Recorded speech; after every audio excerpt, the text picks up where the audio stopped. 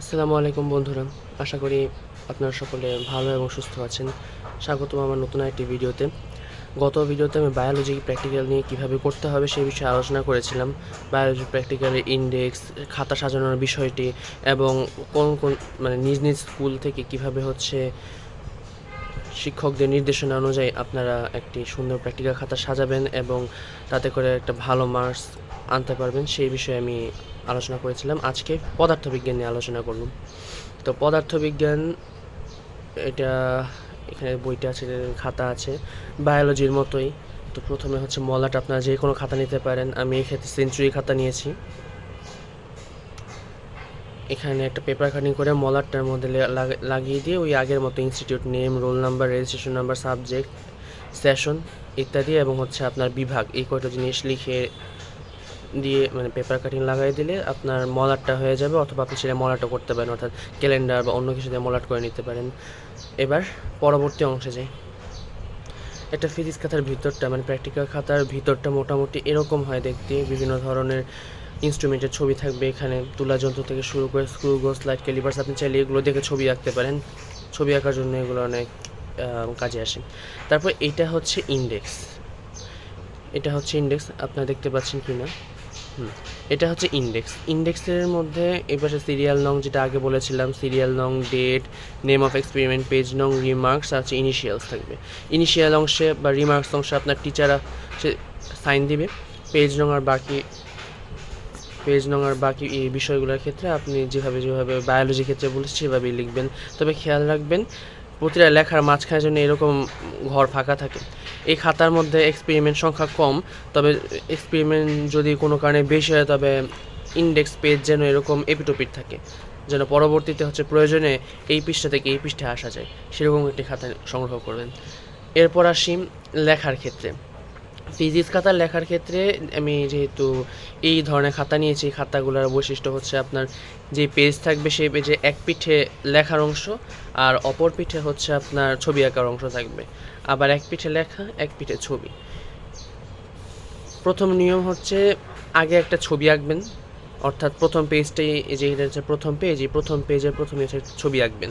কিন্তু যেই পৃষ্ঠায় ছবি আঁকবেন তার অপর পৃষ্ঠায় আপনি লিখতে পারবেন না। আর এরপরে ছবির পাশ থেকে আপনি লেখা শুরু করবেন উদ্দেশ্য, তত্ত্ব। অনেক ক্ষেত্রে উদ্দেশ্য, তত্ত্ব আলাদা করতে বলে, অনেক টিচার এটাকে সম্পূর্ণ কার্যক্রম হিসাবে লিখতে বলে। তো আপনার ক্ষেত্রে যেটা প্রযোজ্য বা যেটা লিখতে বলা হয় আপনি সেটাই লিখবেন। তারপর প্রয়োজনীয় যন্ত্রপাতি, কাজের ধারা। এরপরে আছে ভার্নিয়ার। এটা তো ভার্নিয়ার স্কেলের মাধ্যমে, স্লাইড ক্যালিপার্সের মাধ্যমে দৈর্ঘ্য, প্রস্থ, উচ্চতা নির্ণয়। তো এখানে পর্যবেক্ষণ ও সন্নিবেশন কীভাবে নির্ণয় করেছি সেটা, ব্যাখ্যাসহ ফলাফল, ছক, সতর্কতা এবং হিসাবায়ন সহ আলোচনা। এই কয়টি বিষয়ে যদি ফিজিক্সের প্র্যাকটিক্যালে উল্লেখ থাকে আলহামদুলিল্লাহ সেখানে মার্কস নিয়ে সমস্যা হবে না এবং আপনার খাতা দেখতে সুন্দর হবে। এক্ষেত্রে উল্লেখ্য এই হিসাব অংশটা যেটা এখানে দেখতে পাচ্ছেন সেটা অনেক ক্ষেত্রে বলে এই ফিগার নংয়ের অংশে দিতে, আবার অনেক ক্ষেত্রে বলে এখানে এই রুল করা অংশে দিতে। তো আপনাদের যিনি ডেমনস্ট্রেটর থাকবেন তিনি যেভাবে বলবেন আপনারা সেভাবেই করার চেষ্টা করবেন। তো এটা সম্পূর্ণ একটা প্র্যাকটিক্যাল। কী কী লেখা থাকতে পারে আপনারা দেখতেই পাচ্ছেন। এটা ফিজিক্সে এইভাবে তৈরি করতে পারেন। কথা এখন এইটা যে আমি তৈরি করেছি বা এটা যে তৈরি করেছে সে কীভাবে তৈরি করেছে, কোত্থেকে এটা পাবো। তো আগে যেমন দেখিয়েছি এরকম একটি প্র্যাকটিক্যাল বই আপনারা বাজারে পেয়ে যাবেন। এই প্র্যাকটিক্যাল বইগুলো থেকে আপনারা চাইলে লিখতে পারেন। তবে একটা জিনিস, এই প্র্যাকটিক্যাল বইগুলো আসলে তেমন একটা প্রত্যেক বছর আপডেট করা হয় না। অনেক সময় অনেক ভুলভ্রান্তি থাকে। অতএব কোনো প্র্যাকটিক্যাল এখান থেকে নোট করার ক্ষেত্রে বা প্র্যাকটিক্যাল খাতায় তোলার ক্ষেত্রে একটু একবার পড়ে নেবেন, বা আপনার চাহিদা মতো বিষয়গুলো আছে, চাহিদা মাফিক বিষয়গুলো আছে কিনা এখানে সেটা একবার দেখে নেবেন। আচ্ছা, কিন্তু যারা যাদের কাছে এই বইটি নেই তারা কি করবে? যাদের কাছে বইটি নেই তারা পদার্থবিজ্ঞান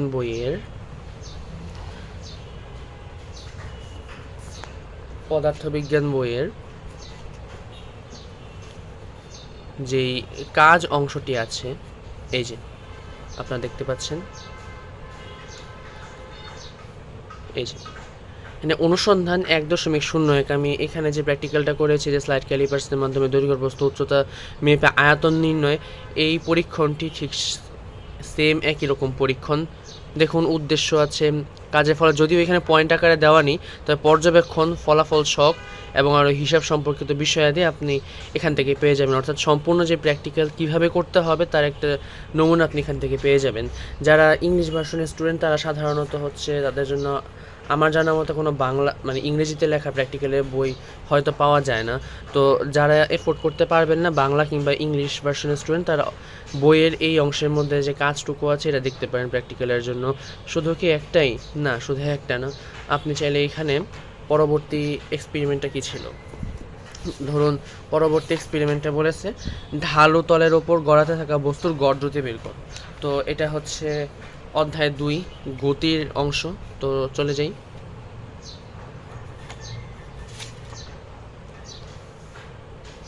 তো আমরা চলে এসেছি, এটা হচ্ছে সেইটা যে ঢালু তলের ওপর থেকে গড়াতে থাকা বস্তুর গড় দ্রুতি বের করা। এই যে এখানে সম্পূর্ণ কাজের ধারাসহ কোন কোন যন্ত্রপাতি লাগবে, কাজের উদ্দেশ্য, কার্যক্রম এবং ছক সহ সব কিছু এখানে দেওয়া আছে। আপনারা চাইলেই এখান থেকে ছক কিংবা পড়ে আইডিয়া গ্রহণ করতে পারবেন বা আপনাদের প্র্যাকটিক্যাল খাতায় লিখতে পারবেন। তারপরে যে এখানে শিক্ষার্থীর শারীরিক ক্ষমতা বের করা, এটা একটা প্র্যাকটিক্যাল শারীরিক ক্ষমতা সম্পর্কে, এটা হচ্ছে অধ্যায় 4 থেকে নেওয়া। এভাবে আপনাদের যদি কোনো প্র্যাকটিক্যাল সমস্যা হয় বা আপনার কাছে বই না থাকে, আপনারা চাইলে আপনাদের যে মূল বই সেই মূল বই থেকে সহজেই প্র্যাকটিক্যালের প্রশ্ন আর প্র্যাকটিক্যালের বিষয়, উদ্দেশ্য, কার্যপদ্ধতি এবং কীভাবে করতে হবে সেই বিষয়টা আইডিয়া পেয়ে যেতে পারেন। শুধু পদার্থবিজ্ঞান নয়, গত ভিডিওতে যে বায়োলজির কথা বলেছিলাম, বায়োলজি লেখার ক্ষেত্রে ওই বই যথেষ্ট, কিন্তু যদি কারো কাছে বইটি না থাকে তবে তারাও এখান থেকে বই থেকে প্র্যাকটিক্যাল সংগ্রহ করে নিতে পারেন। যেমন অণুবীক্ষণ যন্ত্রের সাহায্যে প্রাণীকোষের মুখের ভেতরের পার্শ্বীয় আবরণী কোষ, মিউকাল সেল অর্থাৎ গালের কোষ, যেটা ওই গালের কোষের পর্যবেক্ষণ এখানে দেওয়া আছে। তারপর এখানে আপনারা দেখতে পাচ্ছেন এটা হচ্ছে ওই ওয়াচ গ্লাসের মাধ্যমে পেঁয়াজের কোষ পর্যবেক্ষণ, এই যে পেঁয়াজের কোষ পর্যবেক্ষণ। তারপর যদি আরও সামনে যাই আমরা, তবে এই যে এখানে শ্বসন প্রক্রিয়ার মাধ্যমে তাপ নির্গমন পরীক্ষা, এটা দেওয়া আছে, কার্যপদ্ধতি পর্যবেক্ষণ সহ চিত্র দেওয়া আছে। তারপর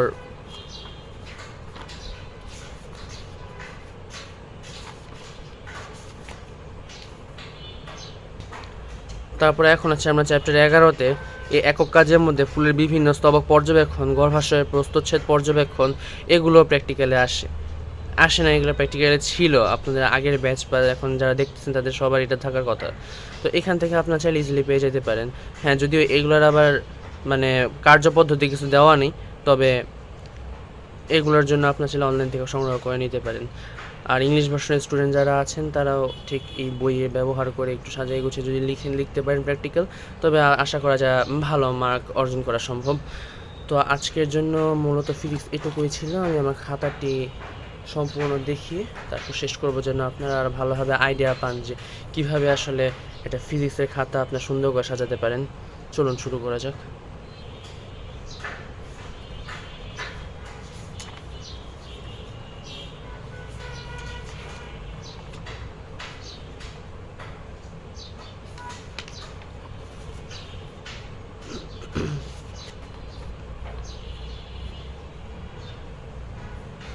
চেষ্টা করবেন ছবিগুলো যেন পেন্সিলে আঁকার এবং নিজে হাতে আঁকার, যেন প্র্যাকটিক্যাল পরীক্ষার সময় যখন আপনি আঁকতে যাবেন তখন তো 1 ঘন্টার মধ্যে সব কিছু করতে হবে। তো পয়েন্ট নিজের মতো বাছাই করে বা বোর্ডে যেটা বাছাই করে দিবে সেই পয়েন্টগুলো লিখবেন এবং ছবির একটু নিজে হাতে আঁকলে তখন ছবি আঁকা এটা প্র্যাকটিস থাকবে।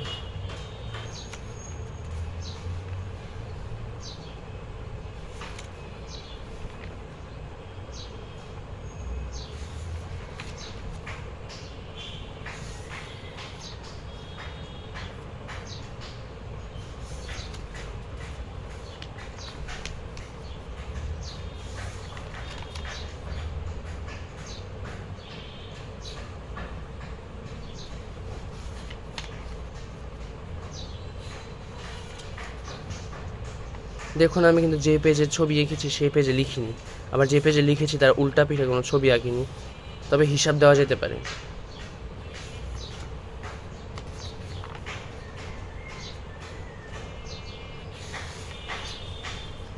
আজকের ভিডিও এ পর্যন্তই। যদি কোনো সমস্যা হয় বা এ সম্পর্কে কোনো জিজ্ঞাসা থাকে দয়া করে কমেন্ট বক্সে জানাতে পারেন।